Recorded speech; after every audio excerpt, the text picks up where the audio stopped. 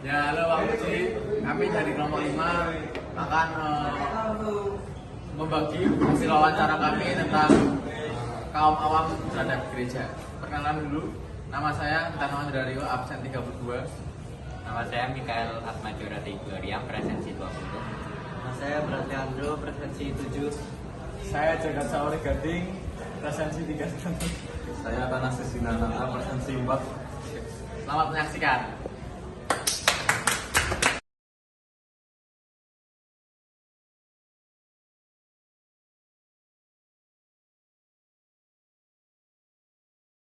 Saya tuh di gereja tuh sebagai pengurus seminar dan juga seminar.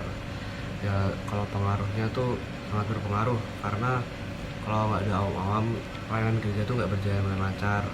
Apalagi saat misa-misa gitu kita kan juga membutuhkan kaum awam untuk membantu proses berjalan misa agar berjalan dengan lancar, sakral dan ya lebih tertata seperti itu lah.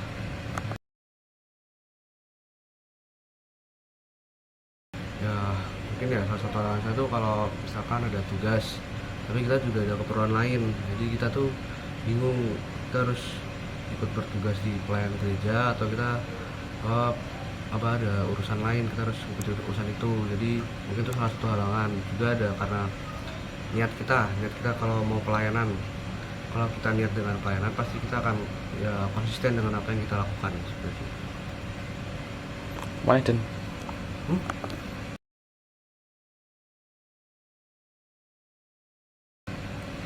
Ada sih sebenarnya. Ya kalau bisa tuh kaum awam sekarang tuh sadar itu bahwa kita tuh tidak selalu terpengaruh dengan hal-hal yang duniawi. Kita juga harus mengikuti ajaran Tuhan karena ya sebenarnya seperti pelayanan gitu kan, kita sebagai umat Allah juga harus menghargailah kehadiran Tuhan di diri kita dengan contohnya kita ikut pelayanan gereja seperti kur, seminar, atau bahkan ikut misa di hari Minggu aja itu udah cukup sih.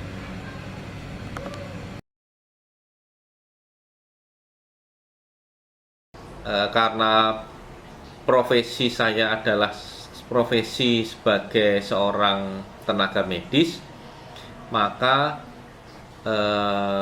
kontribusi saya sebagai kaum awam dalam pelayanan gereja ya dalam hal medis, dalam hal pelayanan kepada pasien secara baik dan manusiawi.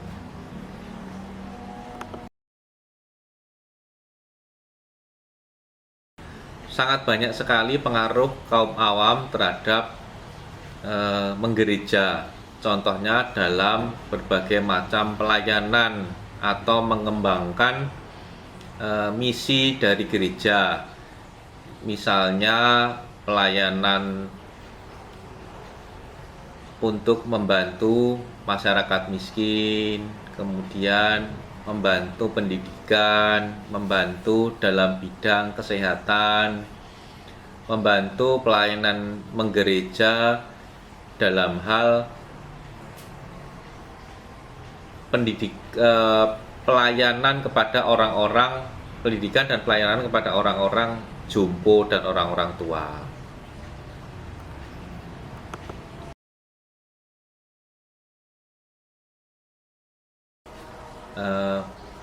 Adanya kekurangan waktu, kekurangan alat dan medis atau alat dan bahan medis, kemudian obat-obatan, sehingga pelayanan di dalam kesehatan di dalam gereja menjadi salah satu kendala untuk mewartakan nilai-nilai pelayanan kasih di gereja.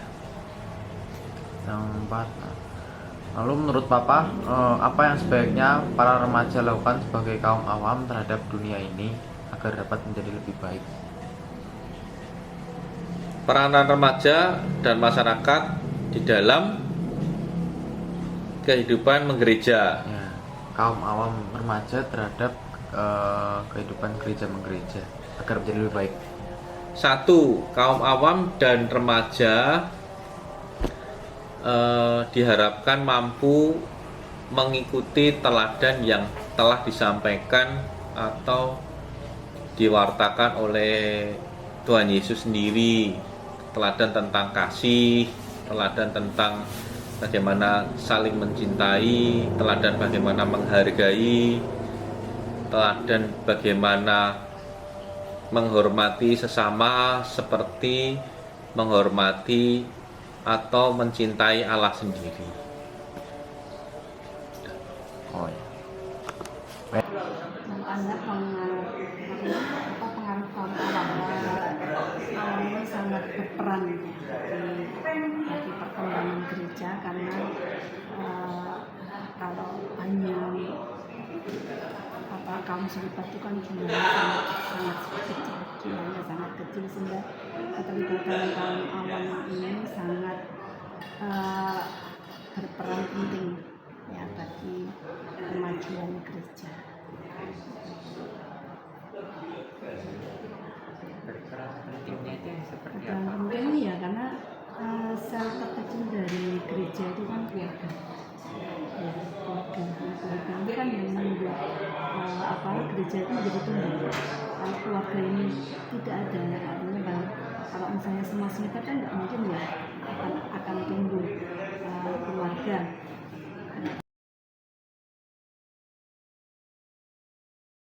Oke, kalau dari PGRI yang sudah dilakukan ya mulai dari yang terkecil ya, dalam keluarga itu dari mulai pernikahan juga misalkan supaya jodohnya kami kan juga secara Katolik gitu ya, secara Katolik, kemudian mendidik anak-anak juga secara Katolik. Dari kecil anak saya Pak, jadi mereka masuk di masjidnya, keluarganya masuk di masjidnya, kemudian sudah pernikahan semenjak kuliah ini mereka menjadi peran karena kesehatan dalam kuliah ya. Kemudian kalau dari suami, saya juga mendorong suami saya untuk terlibat dengan Rodiakon, kepengurusan layanan Rodiakon ke periode berturut-turut itu suami saya yang melakukan mewakili lingkungan. Kemudian karena sudah periode berturut-turut sehingga tidak bisa lebih lagi ya peduli yang juga bukan karena peduli mampu ya, bukan karena saya mampu punya background yang katekis dan sebagainya, tetapi karena mau untuk terlibat ambil bagian dalam pelayanan itu di gereja, kemudian di lingkungan juga lingkungan dari peran sebagai lingkungan sudah 2 periode. Sebelumnya juga ada pengurusan terus jadi mulai masuk keluarga baru ya. Untuk yang udah 2 periode ini saya Desember nanti selesai sudah ada regenerasi yang muda lagi yang menjadi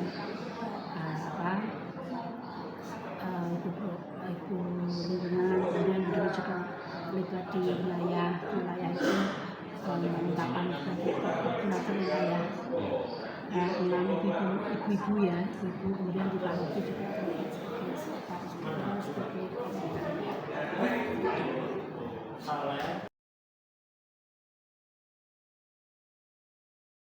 oh ya, halangan terbesar sebenarnya itu masalah waktu, membagi waktu antara pekerjaan ya sekolah. Dulu kan di sekolah gitu ya, dimana sekolah ini juga kegiatannya full ya, dari awal tahun sampai akhir tahun itu full terus. Kemudian tadi ya di keluarga sebagai seorang ibu, sebagai seorang istri, kemudian di masyarakat dan sebagainya itu tantangannya membagi waktu. Dan kadang kadang ya habis kayak kemarin misalnya pulang sekolah, itu nanti rapat mau ziarah, kemudian misalnya malamnya harus bimbing BKSN dan sebagainya kayak gitu. Nah, terus pintar-pintar membagi waktu aja. Lalu pertanyaan terakhir, menurut Bu Dewi, apa yang sebaiknya para remaja lakukan sebagai kaum awam terhadap dunia ini agar dapat menjadi lebih baik? Ya, untuk remaja, karena remaja itu kan generasi penerus ya, generasi penerus dari gereja, lingkungan, masyarakat agama negara itu ya. Maka seharusnya remaja itu juga punya semangat ya, punya kemauan untuk mengembangkan gereja juga. Caranya bagaimana mungkin jangan terlibat dengan segala kegiatan gereja.